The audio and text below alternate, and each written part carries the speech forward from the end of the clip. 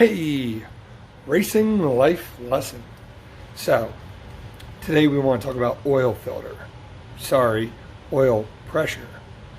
So, this is very important in a race car. And I want to give you guys some help because I learned it not the hard way, but I ended up buying a 7-quart oil pan. And I put 1 quart in the oil filter, my Wix Racing oil filter. There's a few other good filters. I use Wix. And I put 6 quarts in the oil pan and 1 quart in the oil filter.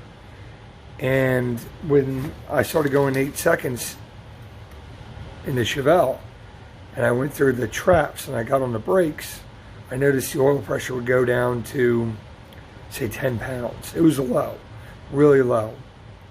So I called a engine builder of mine, and he said, hey, probably add another quart of oil and see what happens. And sure enough, that extra quart of oil was the difference from 10 pounds to 30 pounds on the brakes.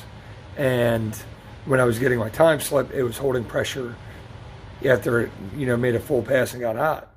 So I want to take a second to show you guys something. So here is a Steph's pan that I bought on Facebook that does not fit my motor.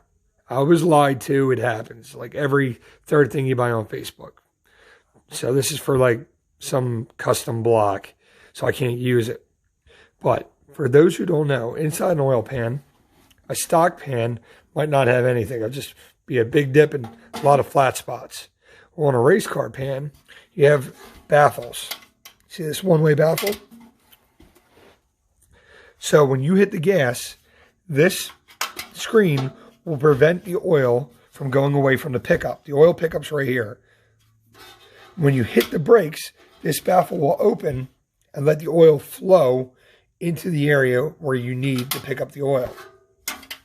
This also has a screen in here to stop some of the oil from getting all fluffy while you're racing, and I'm sure there's some other reasons for this. But on a really good oil pan, you're either going to have one or multiple baffles controlling the oil on acceleration and deceleration, and you'll have some extra things here to an oil scraper to scrape the oil off the crank as it's spinning, which this doesn't have. And this is a wet sump oil pan, which 99% of you guys on my friends list probably run a wet sump system.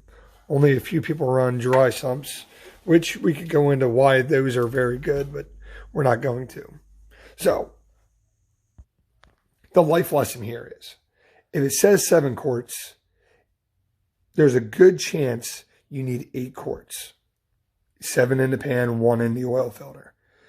So if you're going through the trap on your first pass of the season, it doesn't hurt to look down while you get on the brake pedal to see how much pressure you have. If your oil pressure is very shaky while it's running, that can indicate a bad lifter, a bad bearings. Oil pressure can show you a lot of problems. I have never had to worry about that. I haven't seen that ever happen. When something goes bad on my car, it usually just goes bad. It doesn't show me a sign of going bad. But I want to give you guys this advice because it could save somebody's motor one day. Maybe you never looked. Maybe you go through the trap and you got 0 oil pressure. If you don't have an oil pressure light on your car that reads under 10, 15 pounds, unless you're looking down at it, you're not going to know. And I hope you all have oil pressure gauges. If you don't, on a race car, I feel like that's playing with fire. But the faster you go, the more you need to apply the brake to slow down, and the more pressure you may lose. So the better the pan, usually the better oil control. That's today's life lesson. Hopefully someone takes something away from this. Have a good night.